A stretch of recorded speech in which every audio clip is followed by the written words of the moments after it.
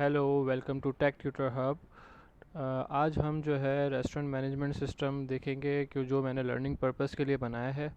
और इसका जो है हम एक एक फॉर्म को जो है नेक्स्ट वीडियोस में हम कोडिंग देखेंगे कि किस तरीके से इसकी कोडिंग की गई है, किस तरीके से हम इसका डेटाबेस स्ट्रक्चर बनाएंगे। तो अभी सिर्फ और सिर्फ हम इसका डेमो देख लेते हैं कि ये किस तरीके से वर्क करता है। तो चले स्टार्ट करते हैं लॉगिन से। ये आपका विजुअल स्टूडियो से हमने लोकली हम चला रहे हैं इसको। तो यहाँ पे यूज़र नेम और पासवर्ड मांग रहा है, और यहाँ पे हमने जो है ओके और कैंसिल का बटन दिया है, चेंज पासवर्ड दिया है, और इसमें थोड़ी सी थीम डाली है। थीम हमने जो है मेट्रो टूल्स डाले हैं, उसकी थीम है। वो कैसे ऐड करेंगे वो भी हम नेक्स्ट वीडियो में हम आपको गाइड करेंगे कि हम लॉगिन पेज कैसे बनाते हैं, कोडिंग क्या होती है इसके पीछे, और थीम कैसे लगेगी। अभी हम इसको ओके करते हैं। ये आपका मेन मेन्यू खुल गया। मेन मेन्यू के अंदर आपको कैटेगरीज, यूज़र्स, कस्टमर, ये सारी चीज़ें आपको यहाँ पे हमने ऐड की हैं। इसी तरीके से साइड में इसका बटन भी दे दिया है।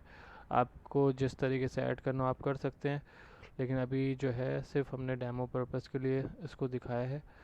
अच्छा, इसके अंदर कैटेगरी, जैसे अगर रेस्टोरेंट है तो रेस्टोरेंट की कैटेगरीज़ क्या क्या होंगी, वैसे हम ऐड करने के लिए हमने एक बटन प्रेस किया। उसके अंदर देखा कि क्या क्या आ रहा है, कैटेगरीज एंड प्रोडक्ट्स। कैटेगरीज में आ गया आपका फास्ट फूड और इस तरीके से पिज़्ज़ा और जो है चाइनीज़ वगैरह, ये सब चीज़ें हम ऐड कर सकते हैं। तो अभी हमें जो है एक ऐड कर देता हूँ कैटेगरी पिज़्ज़ा की। यहाँ पे न्यू सेव का बटन है और गेट डेटा है। सेव का बटन कर अगर प्रेस करूँगा तो कैटेगरी जाके सेव हो जाएगी, सक्सेसफुली सेव्ड। ओके। और अगर इसी कैटेगरी को मुझे देखना है तो मैं यहाँ पे गेट डेटा पे क्लिक करूँगा। तो ये आपने देखे लास्ट जो मेरी जो है मैंने ऐड की है वो पिज़्ज़ा की है। इसी तरीके से अब मुझे लेट सपोज कि मुझे इस पिज़्ज़ा को जो है थोड़ा सा अपडेट करना है। तो मैं क्या करूँगा, वापस गेट डेटा में जाऊँगा और पिज़्ज़ा को सिलेक्ट करूँगा। जैसे ही मैंने क्लिक किया यहाँ पे आ गया। अब पिज़्ज़ा को मैंने लेट सपोज पिज़्ज़ा को हमने कर देते हैं पी को स्मॉल, और इसको कर देते हैं। अब ये देखें यहाँ पे सेव का बटन नहीं आ रहा है, यहाँ पे आ रहा है डिलीट और अपडेट का बटन। तो ये किस तरीके से वर्क करता है, किस तरीके से इसकी कोडिंग होती है, तो वो हम इसको बाद में देखेंगे नेक्स्ट वीडियोस में। अभी हम जो है इसको अपडेट कर देते हैं, और अपडेट सक्सेसफुली हो गया। गेट डेटा में गए और ये देखें पी छोटा हो गया। तो ये प्रॉपर क्रूट ऑपरेशन इसमें जो है इस्तेमाल हुआ है। किस तरीके से इसको हम मैनेज करेंगे वो नेक्स्ट वीडियोस में हम देखते हैं। इसी तरीके की एक कैटेगरी ऐड हो गई। Now I am going to add the product. Product के अंदर अब जैसे पिज़्ज़ा है तो पिज़्ज़ा आपको कौन सा पिज़्ज़ा ऐड करना है।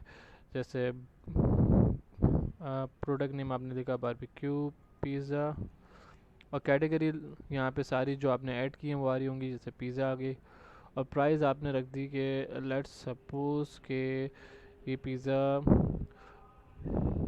1000 रुपीज़ का है। तो सेव किया, सक्सेसफुली सेव्ड हो गया है आपका, और ये आ गया बारबेक्यू पिज़्ज़ा। अच्छा, ये आप जो है इस तरीके से यहाँ पे गेट नीचे देखें, आपके पास सारे प्रोडक्ट की लिस्ट आ रही होगी जो आपने ऐड की हुई है, उसके प्राइजेस आ रहे होंगे।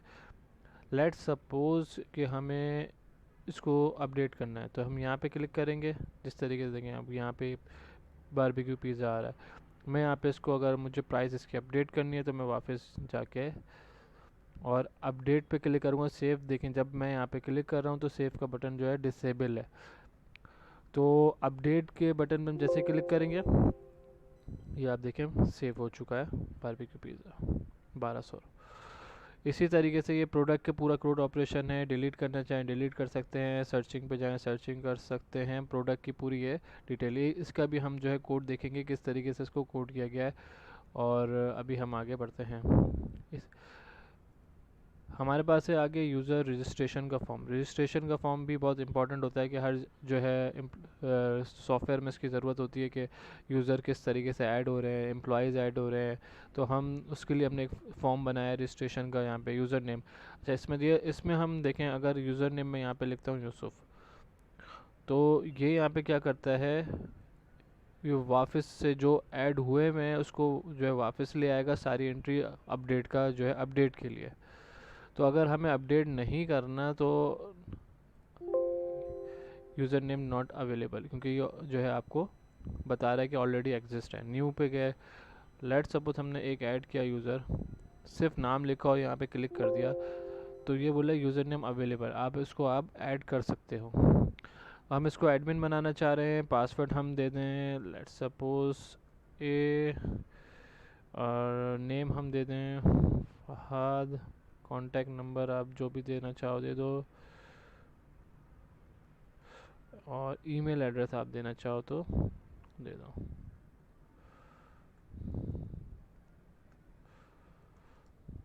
ओके, रजिस्टर में हम क्लिक करते हैं, सक्सेसफुली रजिस्टर। इसका भी वही तरीका है, गेट डेटा पे आप जाएं तो आपको जो है सारे यूज़र दिख जाएंगे। रिसेंटली मैंने ऐड किया है ये फहद, और ये उसका पासवर्ड है, ये उसकी डिटेल आ रही है। इसी तरीके से अगर हम इस पे जो है हम इसको क्या करना चाह रहे हैं, इसको हम अपडेट करना चाह रहे हैं तो हम इसको अपडेट भी कर सकते हैं। और अब मैंने यहाँ पे जैसे ही लिखा टाइप किया तो ये जो है ये यूसुफ का रिकॉर्ड आ गया। इसी तरीके से अगर मैं एडमिन का रिकॉर्ड चाह रहा हूँ तो एडमिन का रिकॉर्ड आ जाएगा। अब इसको आप अपडेट आराम से कर सकते हो, डिलीट आराम से कर सकते हो। तो ये रजिस्ट्रेशन का जो है पूरा क्राइटेरिया है। गेट डेटा देख लिया हमने किस तरीके से आ रहा है, और ये रजिस्ट्रेशन का फॉर्म हमने जो है देख लिया है। नेक्स्ट लॉगिन डिटेल्स बता रहा है भाई। लॉगिन यहाँ पे आ रहा है कि इसका पासवर्ड क्या है, कौन कितने यूज़र्स आपके पास ऐड हैं और उसके पासवर्ड्स क्या हैं। तो ये हम इसमें सिर्फ हमने छोटी सी डिटेल दे दी है। इसी तरीके से हमारे पास एक जो है कस्टमर एंट्री करने का भी एक फॉर्म है। हाँ, लोग जो है कस्टमर एंट्री करते हैं फॉर्म के अंदर, तो कस्टमर नेम हमने यहाँ पे ऐड करना है या कस्टमर कुछ भी न्यू एंट्री करनी है तो यहाँ पे हम कस्टमर नेम दे देते हैं, और सिटी हमने दे दी कराची, एड्रेस आप जो भी देना चाहो दे दो, कॉन्टैक्ट नंबर भी आप जो देना चाहो दे दो,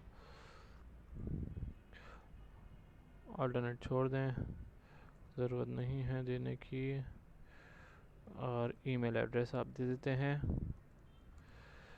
notes whatever you want to add. Okay, so save के बटन पे क्लिक करते हैं, सक्सेसफुली सेव हो गया, आईडी क्रिएट हो चुकी है इसकी। और जैसे मैं न्यू पे जाऊँ और गेट डेटा कर देता हूँ, यहाँ पे देख लेता हूँ कितने कस्टमर हमारे पास सेव है। थोड़ा सा ज़्यादा फ़ॉन्ट बड़ा हो गया है तो इसको हम बाद में चेक करेंगे कि इसको किस तरीके से हम सही करेंगे। यहाँ पे देखें अपडेट के बाद जैसे ही मैंने लाइन पे क्लिक किया था, ग्रिड पे क्लिक किया, यहाँ पे आ गया। अब इसको हम अपडेट आराम से कर सकते हैं, इसमें कॉन्टैक्ट ऐड करके दोबारा से अपडेट कर सकते हैं। इसी तरीके से गेट डेटा में गए। अच्छा, यहाँ पे एक ऑप्शन है एक्सपोर्ट एक्सेल, और यहाँ पे अगर हम सर्च करना चाहें तो सर्च भी कर सकते हैं। इस पर क्लिक करके चेक करते हैं कि ये एक्सपोर्ट एक्सेल के अंदर कैसे कर रहा है, और इसकी कोडिंग फिर हम नेक्स्ट वीडियोस में हम एक एक फॉर्म की कोडिंग नेक्स्ट वीडियोस में ऐड करते रहेंगे। ये देखें, ये इसने एक्सेल में एक्सपोर्ट कर दिया है पूरा डेटा को।